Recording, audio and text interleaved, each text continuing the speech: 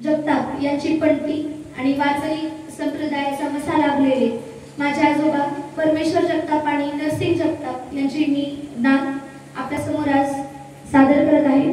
संत कथा अमृतवाणी भक्त पुंडलिक। लाडक्या भक्त पुंडलिकासाठी, लाडक्या पुंडलिकासाठी थांबला देव वाळवंटी, थांबला देव वाळवंटी। लाडक्या पुंडलिकासाठी, लाडक्या पुंडलिकासाठी थांबला देव वाळवंटी, थांबला देव वाळवंटी। नाही घडविला नाही बैसविला पुंडलिकाला भेटावया। माझ्या मातापित्यांनी आताच आषाढी एकादशी झाली। आषाढी एकादशीला यात्रेला 10 ते 12 लाख लोक भक्त पुंडलिकासारखे पांडुरंगाच्या दर्शनासाठी जातात। कशासाठी?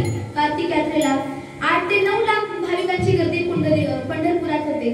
चंद्रभागेत लोक स्नान करतात। कशासाठी? एवढा व्यापातून संसारातून वेळ काढत पांडुरंगाचं दर्शन घेतात। हे कशासाठी? नेमका हा पांडुरंग कधी जन्माला आला? पांडुरंग म्हणजे कोण आणि विठ्ठलाचा जन्म कसा झाला?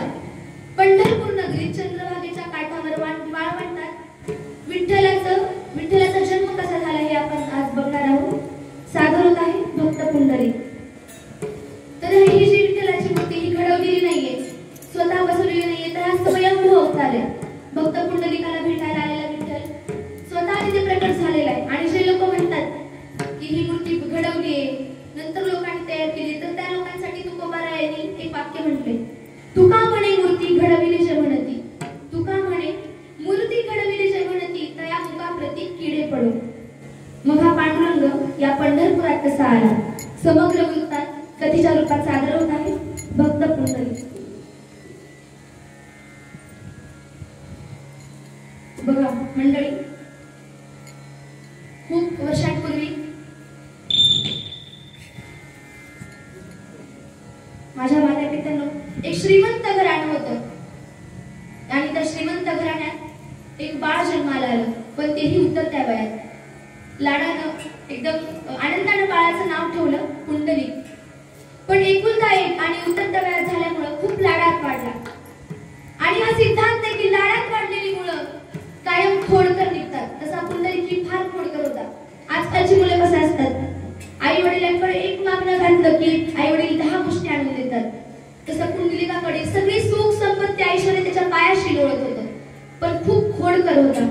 सगळ्या गावकऱ्यांना इतका त्रास द्यायचा की सकाळ संध्याकाळ पुंडलिकाच्या आई वडिलांकडे त्याच्या तक्रारी यायच्या। घराबाहेर लोकांची लाईन लागायची, तुमच्या पुंडलिकाला सांगा, त्याला ताकीद करा, आम्हाला तो इतका त्रास देतोय। आई वडील म्हणायचे, बाळा बघ आपण कुठल्या घरात जन्माला आलो? अरे आपल्या ब्राह्मणांचं घर आहे, तू काय करायला पाहिजेस आणि काय करतोस? आणि तरुण वयात पुंडलिक भांबावल्यासारखं करायला लागला। त्याचं बेभान होऊन वागणं आई वडिलांना फार त्रास देत होतं। आणि शेवटी आई वडिलांनी त्यांना सांगून कंटाळून एक निर्णय घेतला। कोणता निर्णय? बघा, खरं तर हा निर्णय खूप पुरातन काळापासून लोक घेत आलेत आणि आताही तो चालूच आहे। ज्यावेळेस आई वडिलांना वाटतं की लेकरू आता हाताबाहेर चाललंय, लेकराचं वागणं बदललंय, मग काय करतात? लग्न ठरवतात। संसाराचा बोझ त्याच्या खांद्यावर टाकतात आणि विचार करतात की संसारात पडला, सुधरला तर सुधरेल। तसंच पुंडलिकाच्या आई वडिलांनी त्याच्यासाठी स्थळ बघितलं। एकदम नक्षत्रासारखी सुंदर मुलगी, तलवारीच्या धारेसारखं नाक, मृगनयनी डोळे आणि सुशील कन्या बघितली। आनंद झाला पुंडलिकाच्या आईला। मुहूर्त काढला, पाहुण्यांना निरोप दिला, या पुंडलिकाचं लग्न आहे। अक्षदा वाटल्या आणि घराच्या बाहेर मंडप सजला। पुंडलिकाचा नवरदेव झाला होता। आईचे डोळे पाणावले, केवढोस होतं गई माझं लेकरू, आतापर्यंत त्याला मांडीवर खेळवत होते आणि कधी एवढा मोठा झाला कळलं सुद्धा नाही। आनंदाश्रू डोळ्यातून बाहेर पडू लागले आणि मग थाटात पुंडलिकाचं लग्न साजरं केलं। पहिलंच कार्य होतं घरातलं, अख्ख्या गावाला गाव जेवण दिलं, माझ्या पुंडलिकाचं लग्न आहे, माझ्या पुंडलिकाचं लग्न आहे। आणि अशा प्रकारे स्वस्ती श्री गणनायकं गजमुखं मोरेश्वरं सिद्धित्वं बल्ला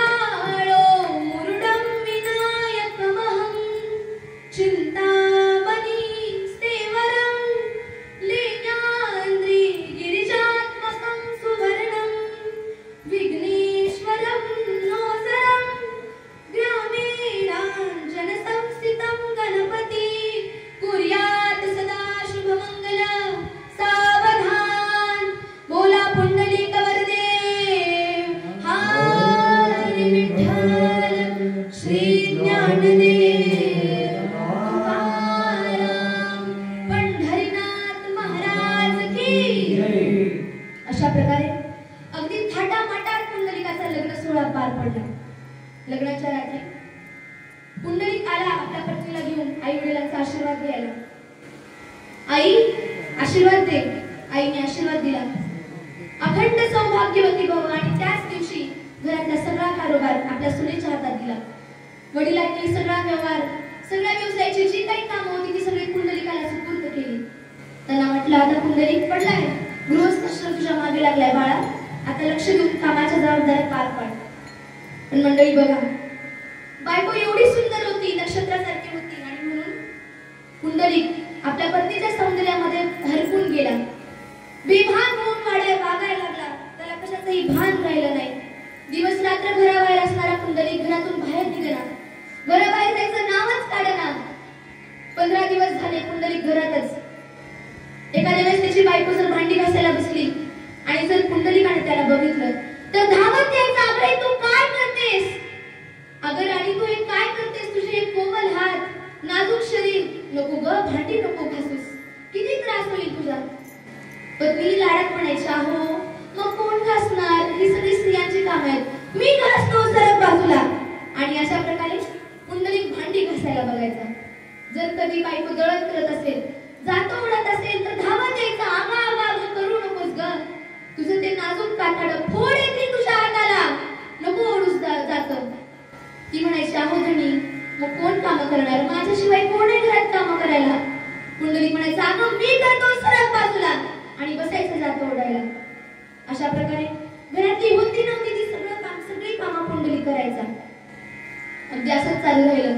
केर काढायचा, भांडी घासायचा, घरातली जाळी साफ करायचा. आणि हे बघितलं पुंडलिकाच्या आईने. त्या आईच्या मनात कालवा झाली की ज्या बाळाला मी 9 महिने माझ्या पोटात सांभाळले, अगदी तळ हाताच्या फोडाप्रमाणे त्याची मी काळजी घेतली, आणि आज तू काय करतोय, बायकांची कामं करतोय, पडतील ती कामं करतोय, ढीगभर भांडी घासतोय.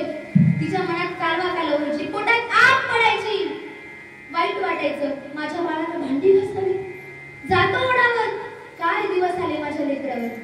आणि एके दिवशी असंच संध्याकाळची वेळ होती. सुनबाई आली. सासूबाई काय झालं, काही त्रास होतोय. आणि आई साहेबांना आवरलं नाही. म्हणाल्या, काय ग, आईच्या मायेनं आणि सासूच्या अधिकारानं तुला 2 शब्द बोलते. सुनबाई, तुझं सौंदर्य बघून पुंडलिक बेभान वागतोय, बेभान हरवल्यासारखं करतोय, बायकांची पडेल ती कामं करतोय, तुला कळत नाही का ग. अगं नवरा हा पतीचा देव असतो, हे माहितीये ना तुला, आणि तू त्याला कामं सांगतेस. धन्य भाग्याची आहे व तिचा भ्रतार तिचा देव, तिचा भ्रतार तिचा देव. असे करू नको ग बाई, माझ्या पुंडलिकाला अगदी लाडात वाढवले, आणि आज हे तू काय करतोय. पण सासूनं बोललेलं हे 2 शब्द सुद्धा त्या सुनेला सहन झाले नाही. आणि फन करत आणि गेली पुंडलिकाकडे. ताकी विचारा तुमच्या त्या म्हातारीला, वाटेल तसं बोलली मला, त्या टेरडीला तुमच्या सांगून ठेवा, मी काही दासी नाही हे सगळं ऐकून घ्यायला. जर तिचं तोंड बंद होत नसेल तर निघाले मी माझ्या माहेरला, जरूर नाही मला कुणाची गरज, नाही मला कुणाची, तुम्ही माझ्या माहेरी जाण्याची माझी व्यवस्था करा. पुंडलिकाला वाटेल ते बोलली. पुंडलिकाचा राग कळपायचा मस्तकात गेला. माझे तुला असं बोलली, हो तुमची थेरडी बोलली मला, असं वाटेल तसं बोलली, म्हणली मी काम सांगते तुम्हाला. पुंडलिक म्हणाला, माझी आई बोलली, थांब आता जाऊन बघतो. गेला गावात, आई कुठे आहेस तू. आईचं काम चालू होतं. घराबाहेर अंगणात दोरी बांधली होती आणि दोरीवर कपडे धुतले होते, ते कपडे वाळत घालणं चालू होतं.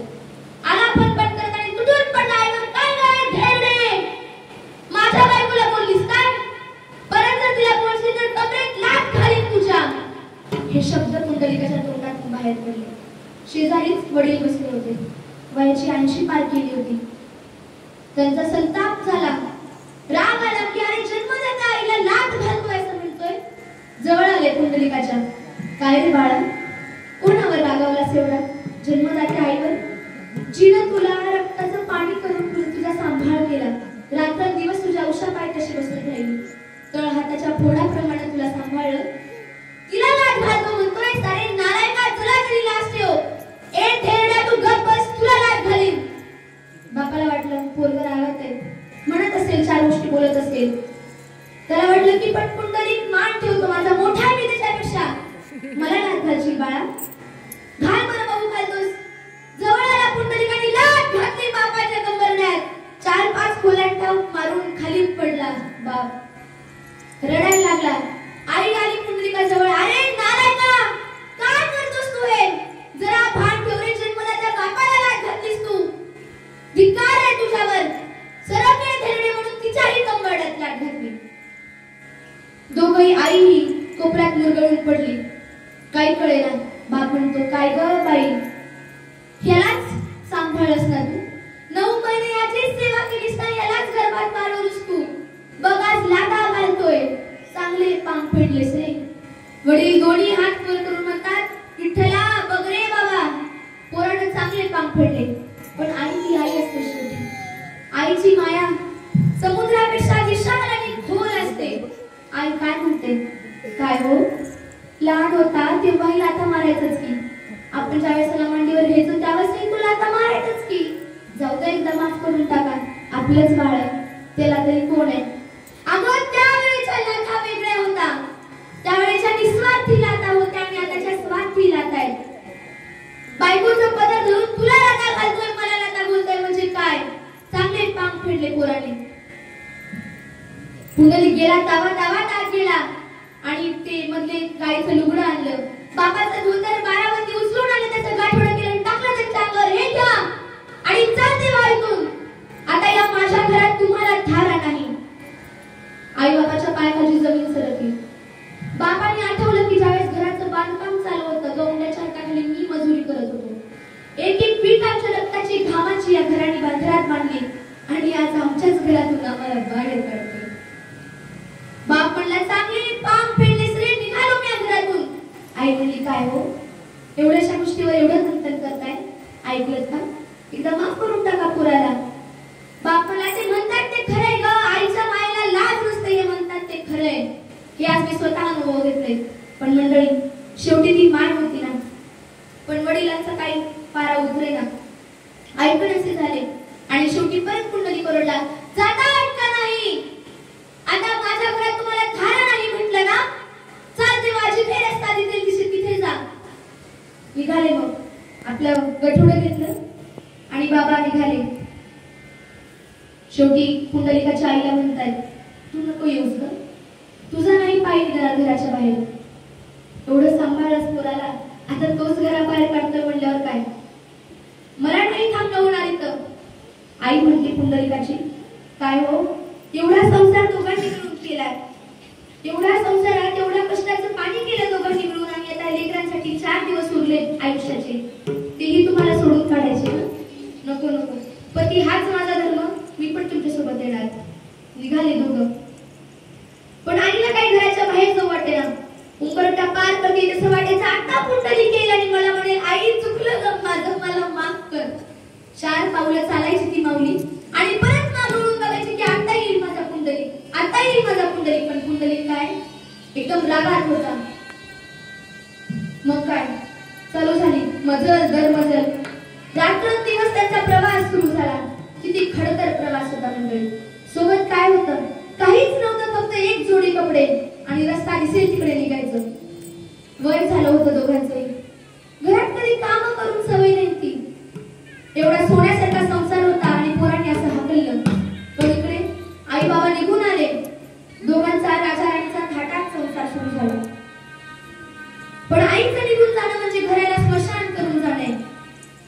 आई काय करते? आई घराचं सर्वस्व असते. आई आहे म्हणजे घरपण आहे. खरं तर जन्मल्यापासूनच मूळ पहिला शब्द शिकते ते म्हणजे आई.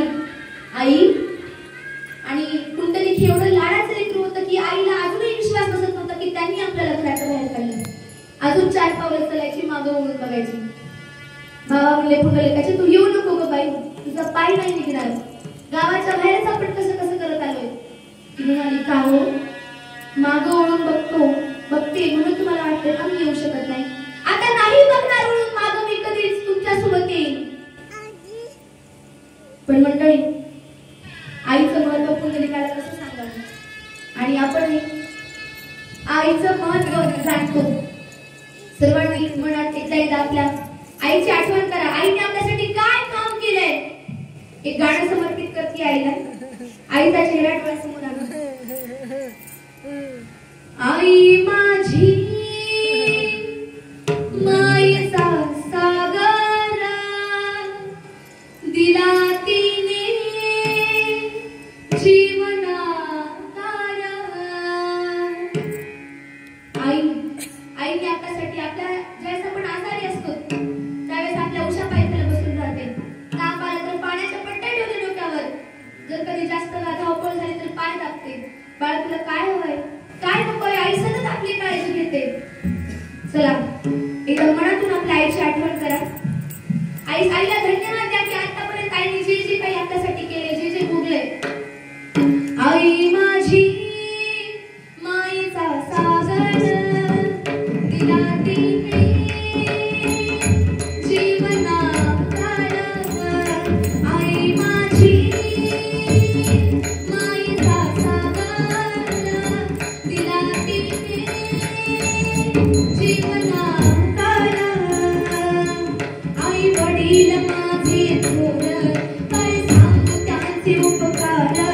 जीवनाच्या वाटेवरती किती असतो त्यांचा आधार. आई माझी मायेचा सागर दिला तिने जीवनाकार. आई माझी मायेचा सागर. तडपत्या उन्हात रखरखत्या रानात. तडपत्या उन्हात रखरखत्या रानात. राहिलीस तू माझ्यासाठी कष्टाच्या घामात. कधी मिळेल मुठभर घास कधी घडे तुला उपवास.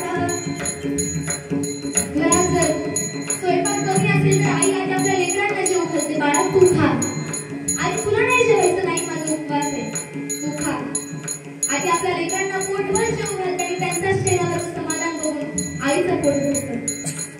कधी मिळेल मुठभर घास कधी घडे तुला उपवास. कधी मिळेल मुठभर घास कधी घडे तुला उपवास. ओल्या मातीतून चालताना जोड मिळे काटते घास. आई माझी मायेचा सागर दिला तिने जीवनाकार. आई माझी मायेचा सागर दिला तिने जीवनाकार. शुक्राची चांदणी तू ग चंदनाची मोर. आई एवढी सुंदर स्त्री आपल्या जन्मात नाही. आईच्या नुसतं चेहऱ्याकडे बघितलं की चैतन्य वाटतं प्रसन्न वाटतं. शुक्राची चांदणी तू ग चंदनाची मोर.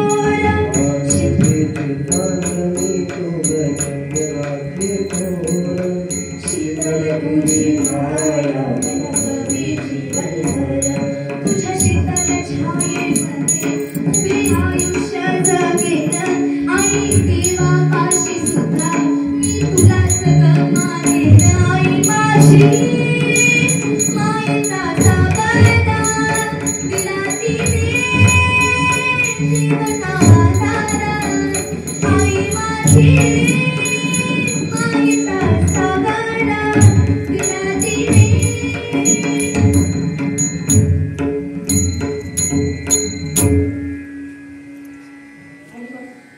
आई निघाली.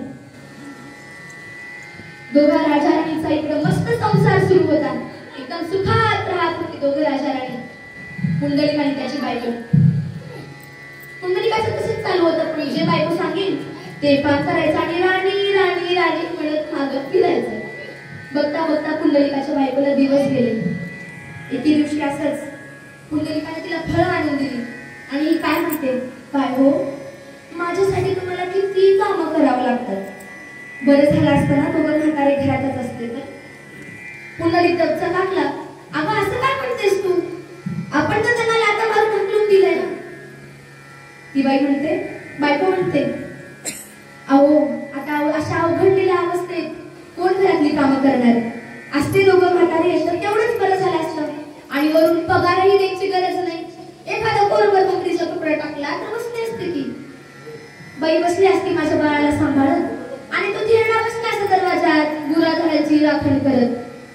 पुंडलिकाला पटलं, हो बरोबर आहे, पगार द्यायची गरज नाही म्हणल्यामुळे मग ते सगळ्यात मोठा फायदा.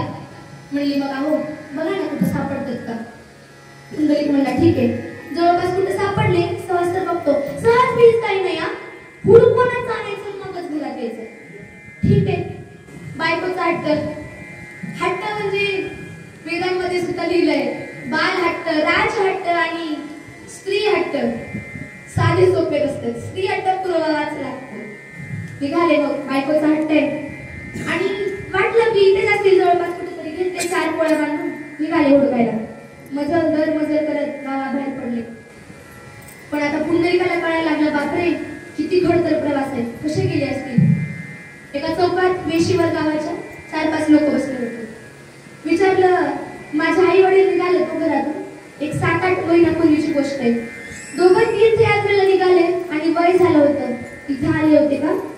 त्यातला एक माणूस म्हणला, हो वय झालं होतं बघा, खूप खूप कमले होते. तिथं देवळात मुक्कामाला पण होते. म्हातारा भीक मागायचा, सोबत काहीच खायला नव्हतं की हो. आणि म्हातारी खशी धुवून भात खाऊन दोघं खायचे आणि देवाच्या दारापाशी गाणे म्हणत बसायचे बघा. आणि सकाळी उठून निघून गेले. पण दादा एक बोलू का. पुंडलिक म्हणला, बोला की. मला नाही वाटत ते आता अजून जिवंत असतील. पुंडलिक म्हणला, आवाज काय म्हणताय दादा, जिवंत असतील म्हणजे. लई थकले होते बघा, घास सुद्धा खाताना हात थरथर करत होता, एवढं थकले होते. आणि काहीतरी दुःख होतं त्यांना, दिवस रात्र रडत होते, बहुतेक खूप मोठं दुःख होतं. पुंडलिक भावुक झाला. आठवलं आपल्या आईने काय केलं आपल्यासाठी, तिचे काय दिवस आले. निघाला पुढे. मग सांगू शकतात का कुठल्या दिशेने गेलेत. काशीच्या दिशेने गेलेत बघा. निघाला मग पुंडलिक काशीच्या दिशेने निघाला. रस्त्यात नदी आली. नदी पार करता येईना सोबत एक गाठोडं. आणि आता पुंडलिकाजवळचे पण भाकऱ्या संपल्या होत्या. जी बायकोने घरातून दिली होती की खा बाबा रस्त्यात, ते पण संपलं होतं. आता काय. त्याला वाटायला लागलं, मी एवढा धडधाकट आहे, लोक मला जेवायला घालत नाही, मला जेवायला भेटत नाहीये, लोक चोर म्हणून हाकलतायत. मग ते दोघांनी कसं केलं असेल. ते तर बिचारे वय झालं होतं, म्हातारे होते. मग त्याची काय अवस्था झाली असेल, कशी रात्र दिवस काढले असतील. पुंडलिकाला आताच जाणीव व्हायला लागली. आला पुंडलिक भटकत भटकत चलत चलत, पाय दुखायला लागले. आता फार आठवण यायला लागली आईची. आई तू होतीस तर, आई तू होतीस तर असं होतं, आई तू तसं होतं.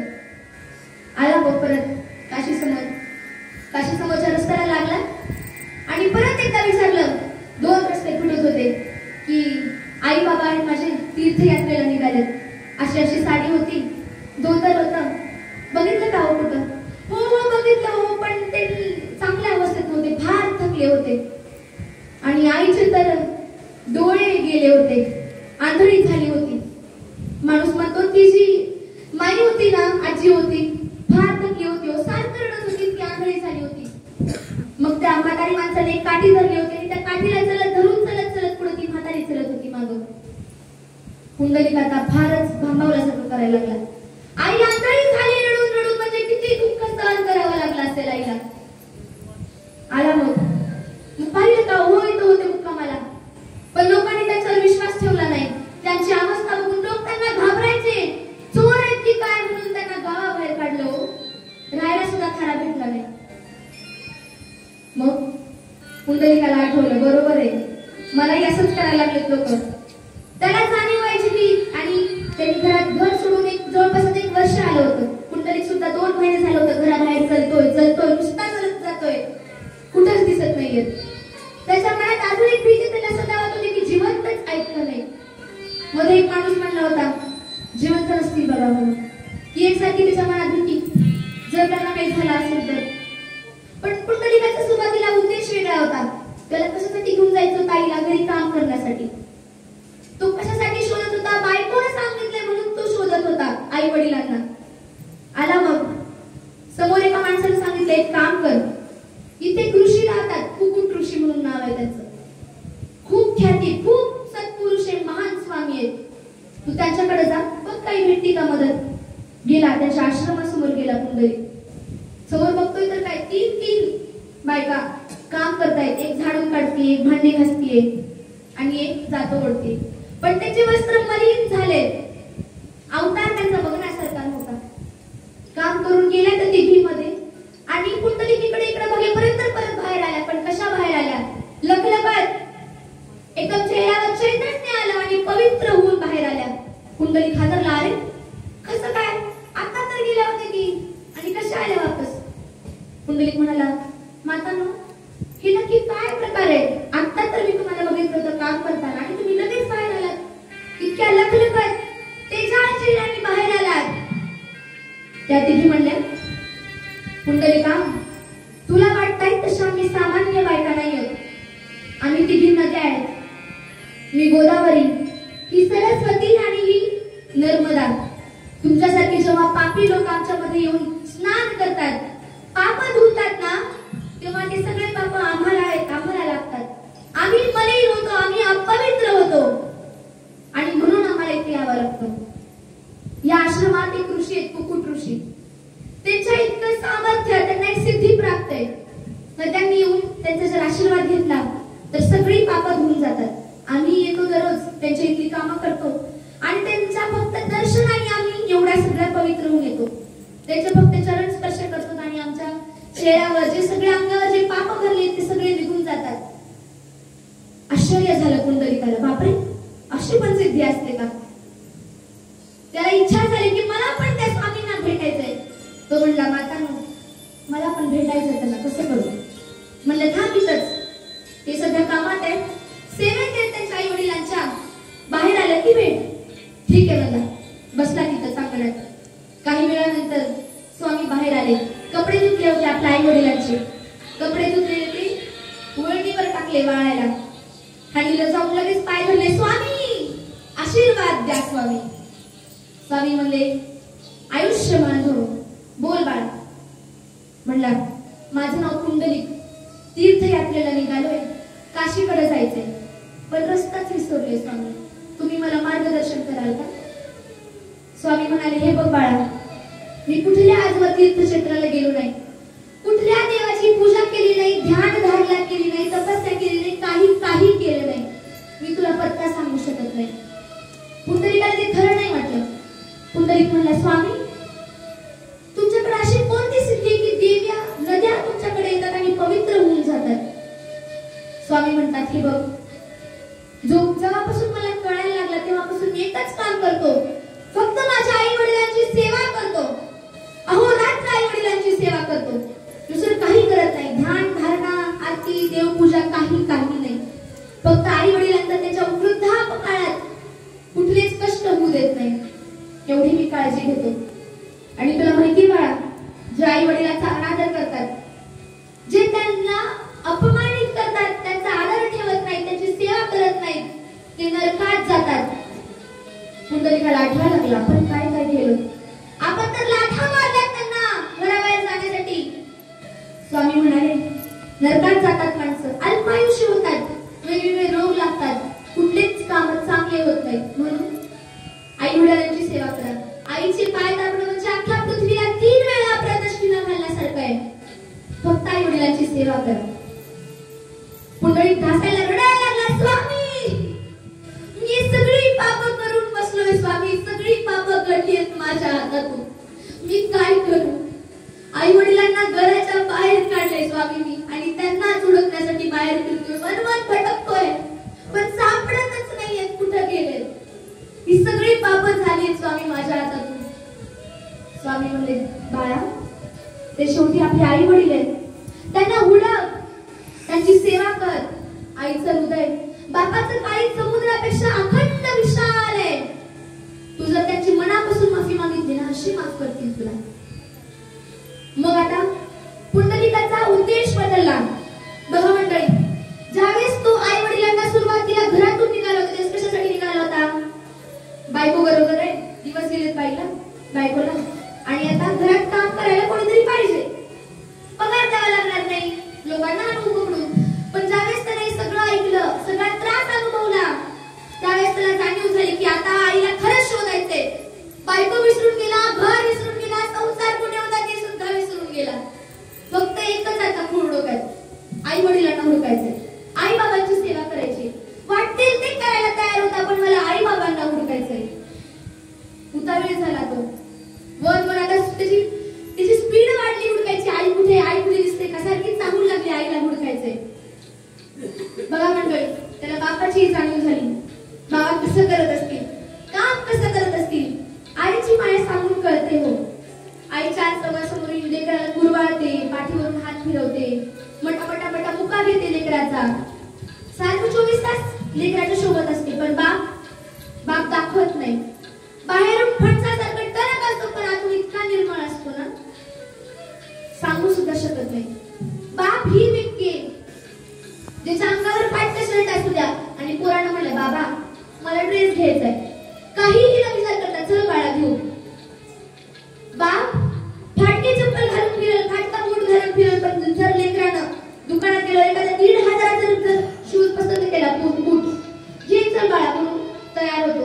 बाप चटईवर झोपल, पण लेकराला गादीवर झोपवतो. घरात कितीही अडचण असू द्या, कितीही तंगी असू द्या पैशाची, पण लेकरांना कधीच जाणू देत नाही. त्यांच्यासाठी